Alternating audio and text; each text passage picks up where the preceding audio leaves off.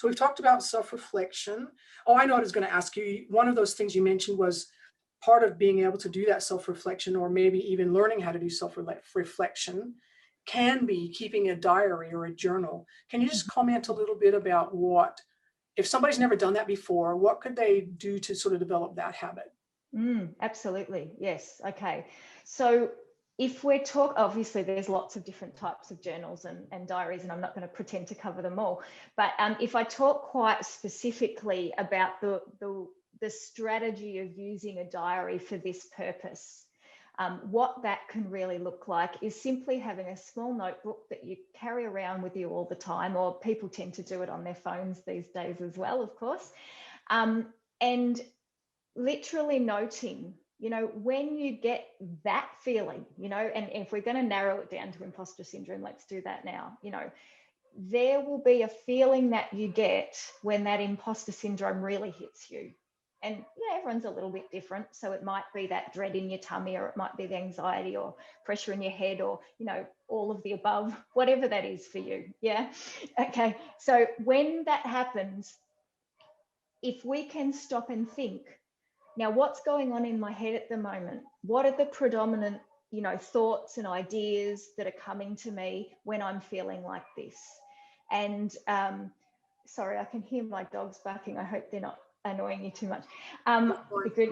Good. Okay. Joys of working from home. I guess we all get it, don't we? That's right.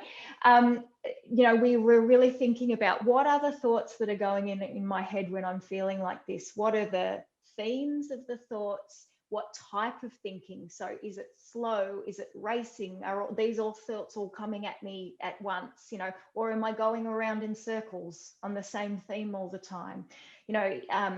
Is the theme saying to me, you can't do this? Or is it saying those people think that you're silly? Or is it saying, you're not responsible enough? Like what's the theme of that? Yeah. And also, what do I do? How do I behave and act this out when these thoughts are occurring to me in this way when I'm feeling like this? Do I avoid everything? Do I go into shutdown? Do I not have uncomfortable conversations the way that I need to? Or do I get angry and I have conversations that perhaps I shouldn't yet be having with people in a way that's unhelpful?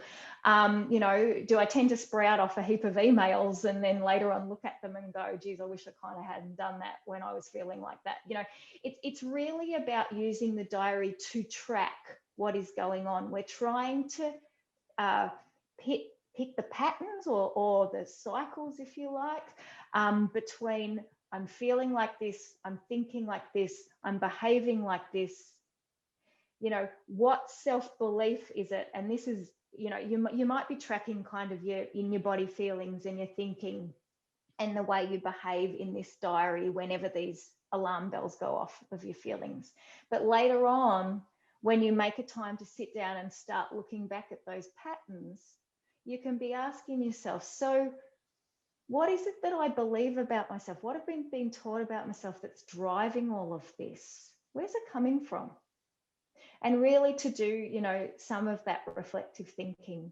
What does this remind me of? Whose voice is it? Where's this come from? Yeah. So that's the way that you'd use the diary strategy, is really just starting to kind of note down those patterns when they happen in the moment, because they're really hard to remember. Yeah, for sure. Because when you've got that adrenaline flowing, that you're not thinking deliberately, you're just going with the emotion, and you're driven by what's flooding your body. So yeah, I think that's really powerful. Taking the time to make yourself sit down, reflect, and then it's like I said, it's like a muscle. You have to just practice, and don't beat yourself up if you don't get it right the first time.